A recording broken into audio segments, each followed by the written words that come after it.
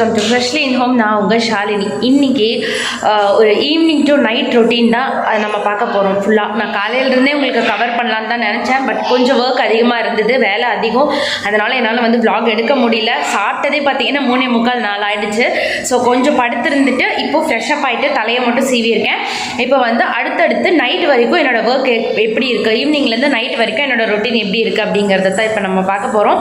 So என்னென்ன வேலைன்னு சொல்லலை, அப்படியே நீங்கள் கண்டினியூஸாக பாருங்கள். இந்த வேலைக்கெல்லாம் இன்றைக்கி நம்ம சனா சாந்தினி எனக்கு ஹெல்ப் பண்ண போகிறாங்க. ஸோ அவங்க எனக்கு எப்படியெல்லாம் ஹெல்ப் பண்ணுறாங்க, எப்படியெல்லாம் தொந்தரவு பண்ணுறாங்க அப்படிங்கிறதையும் பார்க்க போகிறீங்க. பார்த்திங்கன்னா நான் ஃப்ரெஷ்அப் ஆகிட்டேன். சனா சாந்தினி ஃப்ரெஷ்அப் ஆகிட்டு வந்துட்டாங்க. அவங்களுக்கு தலையை சீவி பவுட்ரு அடித்து மையெல்லாம் வச்சு விடணும். அதுக்காக தான் அவங்கள ரெடி பண்ணி விட்டுட்டு இருந்தேன். இடையில சாந்தினி பார்த்திங்கன்னா ஒரு கீபேட் மொபைல் வச்சுட்டு நானும் vlog எடுக்கிறேன் அப்படின்னு சொல்லிட்டு வீடெல்லாம் சுற்றி காமிச்சிக்கிட்டு அவளும் கூடவே பேசிக்கிட்டு அதை vlog எடுத்துகிட்டு கொண்டு வந்து சனா கிட்ட காமிச்சிக்கிட்டு கேட்டுகிட்டே இருந்தா, அதை பாரு இதை பாரு அப்படின்னு சொல்லிட்டு. இங்கே பாருங்கள், கொண்டு வந்து உங்களுக்கும் காட்டுவாவ, இங்கே பாருங்கள் அப்படின்னு சொல்லிட்டு. அவளுக்கும் ஆசை vlog எடுக்கணும் அப்படின்னு சொல்லிட்டு எல்லாத்தையுமே அந்த வேலையை பண்ணிகிட்டு இருந்தா. இவங்க 2 பேர்த்துக்கும் தலையெல்லாம் சீவி விட்டுட்டு பால் ஆற்றி கொடுக்கணும். சனா சாந்தினிக்கு பார்த்திங்கன்னா நான் ஒரே ஷாம்பு தான் யூஸ் பண்ணுறேன். அதே மாதிரி ஒரே ஹேர் ஆயில் தான் ஃபஸ்ட்லேருந்தே யூஸ் பண்ணிகிட்ருக்கேன். வந்து ஹேர் நல்லா இருக்கணும் அப்படிங்கிறதுக்காக நான் அவங்களுக்கு வந்து வாட்டிக்கா ஹேர் ஆயில் தான் நான் வந்து யூஸ் பண்ணிகிட்ருக்கேன். அதே மாதிரி ஷாம்புவும் பார்த்திங்க அப்படின்னா லாரியல் ஷாம்பு தான் அவங்க 2 பேர்த்துக்கும் யூஸ் பண்ணுறேன். ஸோ ஒரே ஷாம்பு போட்டால் தான். அப்போ சனா சாந்தினி 2 பேருமே ரெடி ஆகிட்டாங்க. இப்போ கிச்சனில் நான் வேலை இருக்குது, உங்களுக்கு காட்டுறேன். கசகசன்னு இருக்குது. இப்போ இதை தான் நம்ம க்ளீன் பண்ண போகிறோம். இங்கே பாருங்கள், சிங்க்கு நிறைய பாத்திரம் இருக்குது. இப்போ இந்த கவுண்டர் டாப் ஃபுல்லாக நான் க்ளீன் பண்ணி சுத்தமாக துடைக்கணும். துடைச்சிட்டு சனா சாந்தினிக்கு வந்து பால் ஆற்றி தரணும். இப்போ கீழே எல்லாம் குப்பையாக இருக்குது. இப்போ இந்த ரூமை ஃபுல்லாக நம்ம க்ளீன் பண்ணணும். இதை க்ளீன் பண்ணிக்கிட்டே சனா சாந்தினிக்கு அப்படியே நான் வந்து பால் ஆற்றி கொடுத்துட்றேன். அதுக்கப்புறம் பாத்திரம் தேய்க்கணும். வரிசை ஒவ்வொரு வேலையாக நம்ம பண்ண ஸ்டார்ட் பண்ணலாம். இதில் பார்த்திங்கன்னா அப்படியே கிச்சனை க்ளீன் பண்ணணும், அந்த வேலை தான் போயிட்டு இருந்தது. சாதம் மத்தியானம் செஞ்சது ஹாட் பேக்கில் இருந்தது, அதை எடுத்து வேறு பாத்திரத்தில் மாற்றி வச்சுட்டு, அதே மாதிரி குழம்பு இருந்தது, அதையும் எடுத்து வேறு பாத்திரத்துக்கு மாற்றி வைக்கணும். நைட்டு வந்து பூரி சுடலாம் அப்படின்னு சொல்லிட்டு ஸோ எல்லாத்தையும் எடுத்து மாற்றி வச்சுட்டு இந்த கவுண்டர் டாப்பெல்லாம் க்ளீன் பண்ணணும்னு சொல்லிவிட்டு அதெல்லாம் க்ளீன் பண்ணிவிட்டு அடுப்பையெல்லாம் தொடச்சி விட்டுட்டு இருந்தேன். நான் அடுப்பு வந்து கிளாஸ் ஸ்டவ் யூஸ் பண்ணுறதுனால நான் பார்த்திங்கன்னா சிஃப் போட்டு தான் க்ளீன் பண்ணுவேன். அதுதான் வந்து ரொம்ப நல்லாயிருக்கும். பார்த்திங்கன்னா அந்த எண்ணெய் பிசுக்கையெல்லாம் சீக்கிரம் எடுத்துகிட்டு பல இருக்கும். அந்த கிளாஸ் வந்து எப்போவுமே நான் வந்து நல்லா மெயின்டைன் பண்ணணும் அப்படின்னா ஸோ கண்டிப்பாக நம்ம இந்த மாதிரி ஏதாவது ஒன்று தான் யூஸ் பண்ணணும். நான் வந்து சிஃப் தான் யூஸ் பண்ணிகிட்ருக்கேன் ஒரு 2-3 வருஷமாக. கிட்டத்தட்ட 3 வருஷம் இருக்கும்னு நினைக்கிறேன். 3-4 வருஷமாகவே சிஃப் தான் யூஸ் பண்ணிகிட்ருக்கேன். ஸோ ரொம்பவே நல்லாயிருக்கும். அதுதான் பார்த்திங்கன்னா கரையெல்லாம். இங்கே பாருங்கள், நான் மொத்த பாத்திரத்தையும் கழுவி எடுத்து வச்சுட்டேன். பால் பொங்குறதுக்குள்ளார பால் குடிக்கிறதுக்கு சனா சாந்தினி 2 பேருமே இங்கே வெயிட்டிங். அடுப்பில் பார்த்திங்கன்னா டோஸ்ட்டுக்கு ப்ரெட் வச்சுருக்கேன். ஸோ அதை அப்படியே லைட்டாக திருப்பி விட்டுக்கலாம். நான் வந்து லைட்டாக பட்டர் போட்டு டோஸ்ட் பண்ணிப்பேன். நல்லாயிருக்கும் இது. சாயந்தரம் நேரத்தில் சாப்பிட்றதுக்கு சனா சாந்தினிக்கும் போட்டு கொடுப்பேன். போட்டுட்டு நீங்கள் என்ன பண்ணுங்கள், இது மேலே லைட்டாக பார்த்திங்கன்னா சர்க்கரையை ஸ்ப்ரிங்கிள் பண்ணி விடுங்க இந்த ஹீட்லேயே. இப்படி லைட்டாக செம்மையாக இருக்கும். சாப்பிட்டு பாருங்களேன், எனக்கு ரொம்ப பிடிக்கும்.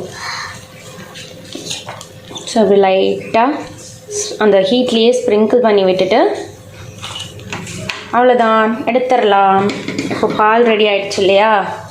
எனக்கு வந்து பாதாம் பால் வச்சுருக்கேன், மிக்ஸு கலந்து வச்சுருக்கேன். இப்போ இதில் இன்னும் கொஞ்சம் இப்போது பால் ஆற்றியாச்சு சனா சாந்தினி 2 பேருக்குமே. ஸோ எனக்கும் வந்து நான் பாதாம் பால் ஆற்றிட்டேன். ஸோ அவங்க 2 பேர்த்துக்கும் எனக்கும் சாந்தினிக்கும் இது பெட் ரோஸ்ட் ரெடி. இப்போ பாலும் ரெடி. எங்கள் அம்மா டைம் டேபிளுக்கு போயிடுச்சு. இங்கே தெரியுது போல் நம்ம அங்கே வரைக்கும் போக போகிறோம். பாருங்களேன், அதனால் ரொம்பலாம் தூரம் இல்லை, அதனால் ஃப்ரிட்ஜு கிட்ட வந்தாச்சு. இப்போ டைம் டேபிள் கிட்ட வந்தாச்சு. பாருங்கள், எங்கள் அம்மாவுக்கும் எனக்கும் பால் ரெடி, பாலும் ready, bread toast ready. So இங்கே பாருங்க, சாப்பிட்றதுக்கு நாங்கள் 3 பேருமே ரெடி. ஸோ சாப்பிட்டுட்டு நம்ம அடுத்த வீடியோ வந்து நம்ம கண்டினியூ பண்ணலாம். ஈவினிங் ஒர்க்கு கிச்சனில் இருந்து எல்லா பாத்திரத்தையும் தேய்ச்சி முடிச்சுட்டு அதையெல்லாம் கழுவிட்டு பெட் ஸ்ப்ரெட் மாற்றலான்னு சொல்லிட்டு வந்தேன். சனா சாந்தினி எனக்கு ஹெல்ப் பண்ணுறேன்னு சொல்லிட்டு ஹெல்ப் பண்ணிகிட்டு இருந்தாங்க. இந்த பெட்டு பார்த்திங்கன்னா தூக்கவே முடியாது, அவ்வளோ கஷ்டமாக இருக்கும். பட் 2 சமத்து குட்டிங்க எனக்கு ஹெல்ப் பண்ணாங்க. பெட் ஸ்ப்ரெட் எல்லாம் போட்டு முடிச்சுட்டு தலாணி உரை நான் மாற்றுறேன்ட்டு ஒரே அடம் 2 பேரும். சரி மாற்றுங்க அப்படின்னு சொல்லிட்டு விட்டால் 2 பேருனாலே அதை மாற்றவே முடியல. அங்கே பாருங்கள், பாடுபடுறாங்க அந்த 2 பெட் ஸ்ப்ரெட் அந்த தலாணி உரையை போடுறதுக்கு. பக்கத்துலேயே ஒரு பெட் இருந்துச்சு, பக்கத்துலேயே இன்னொரு பெட் இருக்கும். நான் அதுக்கு பெட் ஸ்ப்ரெட் போட்டுட்டு போட்டுட்டு இருந்தேன். அதுக்கப்புறமேட்டு அம்மா என்னால் போட முடியல அப்படின்னு சொல்லிட்டு வச்சுட்டு நானே போட்டுக்கிறேன் அப்படின்னா அப்புறம் அவங்க விளையாட போயிட்டாங்க. நான் இப்போ இதை எல்லாத்துக்குமே தலகாணி உரை எல்லாத்தையுமே மாற்றிட்டு 4 தலகாணி இருக்கும், இங்கே எல்லாத்துக்குமே வந்து தலகாணி உரை எல்லாம் மாற்றிட்டு துவைச்சி வச்சுருந்த பெட்ஷீட்டு அது எல்லாத்தையுமே மடித்து எடுத்து வச்சுட்டு இப்போ அப்புறமா இந்த ரூமை பெருக்கி விடணும், உதறி போட்டோம் இல்லையா, ஸோ அதனால் ரூமை பெருக்கிடலாம் அப்படின்னு சொல்லிட்டு நான் வந்து ரூமை பெருக்கிட்டு இருந்தேன். இப்போ இந்த ரூமை பெருக்கி முடித்ததும் நான் பார்த்தீங்க அப்படின்னா அடுத்தது போய் நைட்டு டிஃபனுக்கு வந்து பூரி செய்யணும். நான் பூரி பண்ணுறதுக்கு பார்த்திங்கன்னா மாவு எடுத்திருக்கேன். நான் வந்து இந்த ஸ்பூனில் தான் மாவு எடுத்துப்பேன். இப்போது இதில் 1 ஸ்பூன் எடுத்தேன்னு வைங்களேன், அதாவது 1 சப்பாத்தி 1 பூரி அப்படிங்கிற கணக்குக்கு நான் வந்து 10 ஸ்பூன் வந்து கோதுமை மாவு, அதிலேயே நான் வந்து உப்பு சேர்த்துருக்கேன். இப்போது இதில் அதே ஸ்பூனில் ஒரு 1.5 ஸ்பூனுக்கு ரவையை வந்து நான் தண்ணியில் ஊற வச்சுருந்தேன். ஸோ நான் அதை இதில் சேர்த்துக்கிறேன். இப்போது இதில் வந்து ஃபஸ்ட்டு இதை வந்து நல்லா கலந்து விட்டுட்டு அதுக்கப்புறமா கொஞ்சம் கொஞ்சமாக தண்ணி விட்டு நல்லா பிசைஞ்சுக்கோங்க. ரவை சேர்த்துக்கிறதுனால பூரி பார்த்திங்கன்னா நல்லா ஃப்ளஃபியாக வரும், நல்லா புஷ்ஷுன்னு வரும். கொஞ்சம் அந்த மேலே முருகலாக இருக்கும் பார்த்திங்களா, அது அப்படியே இருக்கும் கொஞ்சம் நேரத்துக்கு. ஸோ அதுக்காக தான் வந்து ரவை சேர்த்துப்பாங்க. இப்போ அந்த ரவையை சேர்த்துட்டு நம்ம வந்து மாவு தண்ணி போட்டு மாவை நல்லா பிசைஞ்சு எடுத்துக்கலாம். ரொம்ப சாஃப்டாக பிசையாதீங்க பூரிக்கு, கொஞ்சம் வந்து இதாகவே இருக்கட்டும், இலகலாகவே இருக்கட்டும்.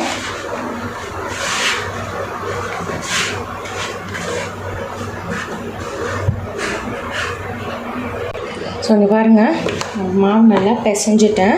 இப்போ இது மேலே கொஞ்சமாக வந்து எண்ணெய் ஊற்றி நீங்கள் வந்து இது பண்ணி வைங்க, கொஞ்சம் பெரட்டி வச்சு ஒரு 1/2 hour ஊற வைங்க. நான் கொஞ்சமாக இதில் எண்ணெய் சேர்த்துக்கிறேன். சேர்த்துட்டு இப்படி வைங்க மாவை, ரொம்பவே நல்லாயிருக்கும். நீங்கள் இந்த மாதிரி ட்ரை பண்ணி பாருங்கள். ஜஸ்ட் லைட்டாக இப்படி ஒரு ப்ரெஸ் கொடுத்துட்டு நான் ஒரு லிட் போட்டு க்ளோஸ் பண்ணி வச்சிட்றேன். இப்போ இது ஒரு 1/2 hour ஊறட்டும். இப்போ நம்ம வந்து பூரி சுட்டுக்கலாம். நான் இதில் தான் வந்து பூரிக்கு வந்து அழுத்தி எடுத்துப்பேன் எப்போவுமே, ஏன்னா இதில் தான் பர்ஃபெக்டாக வரும் அப்படின்னு சொல்லிட்டு நான் லைட்டாக எண்ணெய் தொட்டு இதில் நல்லா தேய்ச்சிக்கிட்டு இப்படி நல்லா தேய்ச்சிக்கோங்க. எண்ணெய் வச்சுட்டு நல்லா ப்ரெஸ் பண்ணிக்கலாம். இது ஆக்சுவலி சில்வர்லேயும் இருக்குது, நான் சில்வரில் தான் பார்த்தேன். ஆனால் பார்த்திங்கன்னா சில்வரில் வந்து உடஞ்சிடும், அது வேண்டாம் அப்படின்னு சொன்னாங்க. ஸோ இதுதான் வந்து உங்களுக்கு நல்லாயிருக்கும் அப்படின்னு சொன்னாங்க. பாருங்களேன், செம்மையாக வந்துருச்சு. அது அவ்வளோதாங்க. இதை வந்து அப்படியே போட்டு எடுத்தோன்னு வைங்களேன், புசு புசுன்னு வரும். எப்போவுமே நம்ம பூரி பொரிக்கிறப்போ மாவு வந்து ஓட்டையாக இல்லாமல் இருந்துச்சுனாலே கண்டிப்பாக உங்களுக்கு பூரி வந்து நல்லா புசுன்னு தான் வரும். பூரி கொஞ்சம் பெருசாக இருக்குல்ல. ஸோ இப்போ இதே மாதிரி எல்லாத்தையுமே நம்ம பண்ணி எடுத்துகிட்டு நம்ம வந்து பூரி போட்டுக்கலாம். பூரி எப்படி புஷ்ஷுன்னு வருதுன்னு பார்க்கலாம். நம்ம இப்படி போட்டு ஒரு ப்ரெஸ் மட்டும் கொடுங்க, கொஞ்சம் நல்லா அழுத்தி. இது இருந்துச்சுன்னு வைங்களேன், கொஞ்சம் ஈஸிங்க பூரி போடுறதுக்கு, நம்ம திரட்டிகிட்டு இருக்கணும்னு அவசியமே இல்லை. பாருங்கள், சூப்பராக இருந்துருச்சுல்ல. ஸோ கரெக்டாக இருக்கும். ஸோ அதே மாதிரி நம்ம எல்லாத்தையுமே அழுத்தி எடுத்துகிட்டு நம்ம பூரி போட்டுக்கலாம்.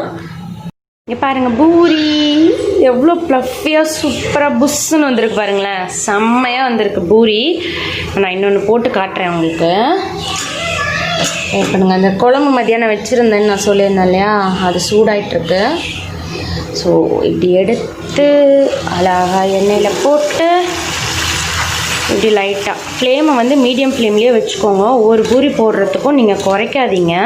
இங்கே பாருங்கள், எவ்வளோ சூப்பராக புஷ்ஷுன்னு வந்திருக்கு. புஷ்ஷுன்னு வந்தது உடனே திருப்பாதீங்க, சரிங்களா? லைட்டாக ப்ரௌனாக இருந்துச்சுன்னா நல்லாயிருக்கும். நான் லைட்டாக திருப்பி விடுறேங்க. பாருங்கள், இப்படி இருக்கணும்.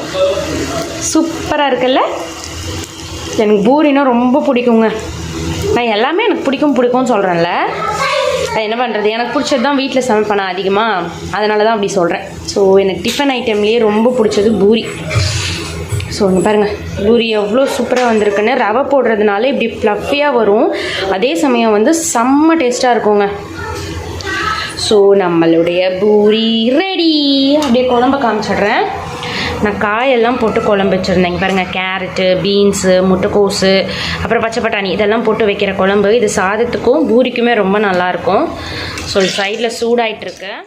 ஏன்னா சாப்பிட்டு முடித்த பாத்திரம் எல்லாம் கடந்துச்சு. நான் அதையெல்லாம் தான் தேய்ச்சி வச்சுட்டு இருந்தேன். நைட்டே வந்து பாத்திரத்தை முடிஞ்ச வரைக்கும் நான் தேய்ச்சி வச்சுட்டு தான் படுப்பேன். ஏன்னு பார்த்தீங்கன்னா காலையில் எழுந்திரிச்சா எனக்கு வந்து கிச்சன் நீட்டாக இருக்கணும். எழுந்ததுமே நான் எதனா வேலை செய்கிறேன் அப்படிங்கிறப்போ எனக்கு வந்து கிச்சனை பார்த்ததுமே பிடிக்கணும். ஸோ நான் அதனால் நைட்டே எல்லா பாத்திரத்தையும் தேய்ச்சி வச்சுட்டு தான் படுப்பேன். பாத்திரத்தை தேய்க்கும் போது பார்த்தீங்க அப்படின்னா நீங்கள் வந்து ஃபஸ்ட்டு தட்டெல்லாம் கழுவிடுங்க, அதுக்கப்புறம் கரண்டி, அதுக்கப்புறம் டம்ளர், அதுக்கப்புறம் பார்த்தீங்கன்னா பெரிய பெரிய பாத்திரம் இப்படி கழுவுனீங்கன்னா உங்களுக்கு சீக்கிரமே கழுவி எடுத்துடலாம். அதே மாதிரி நீங்கள் கழுவி ஆர்கனைஸ் பண்ணும்போதும் நீட்டாக வந்து ஆர்கனைஸ் பண்ணி வச்சுக்கலாம். உங்களுக்கு வந்து சீக்கிரமாக கழுவுன மாதிரியும் தெரியும். அதே மாதிரி பாத்திரத்தை கழுவி அடுக்கி வச்சுருக்கீங்கல்ல, அதுவுமே பார்த்திங்கன்னா உங்களுக்கு வந்து ஆர்கனைஸ்டாக தெரியும். நீங்கள் எடுத்து வைக்கும் போதும் நீட்டாக இருக்கும், கசகசன்னு இல்லாமல் எடுத்து வைக்கிறதுக்குமே உங்களுக்கு ரொம்பவே யூஸ்ஃபுல்லாக இருக்கும். அந்த மாதிரி வந்து நீங்கள் பாத்திரம் தேய்ச்சி கழுவிக்கோங்க. அதே மாதிரி நைட்டு சிங்கை வந்து நல்லா சோப் போட்டு கழுவிட்டு என் கையும் நல்லா ஹேண்ட் வாஷ் போட்டு கழுவிட்டு அதுக்கப்புறம் தான் இந்த சிங்கை தேய்ச்சி விட்டுட்டு தான் நான் போய் படுப்பேன் ராத்திரியில். இங்கே பாருங்கள், கிச்சன் ஃபுல்லாக நான் க்ளீன் பண்ணிட்டேன். கவுண்டர் டாப் ஃபுல்லாகவே நான் தொடச்சிட்டேன். அப்புறம் பாத்திரம் எல்லாத்தையுமே நான் தேய்ச்சி எடுத்துட்டேங்க. ஸோ ராத்திரி நான் தூங்க போகும்போது இப்படி தாங்க இருக்கும் என் கிச்சனு. காலையில் எழுந்தால் எனக்கு வந்து ஈஸியாக இருக்கணும் சமைக்கிறதுக்கு. ஸோ அதுக்காக முடிஞ்சிருச்சு. இதோட இந்த vlog-ஐ முடிச்சுக்கலாம். இந்த vlog பிடிச்சிருக்கான்னு சொல்லுங்கள். தேங்க்யூ.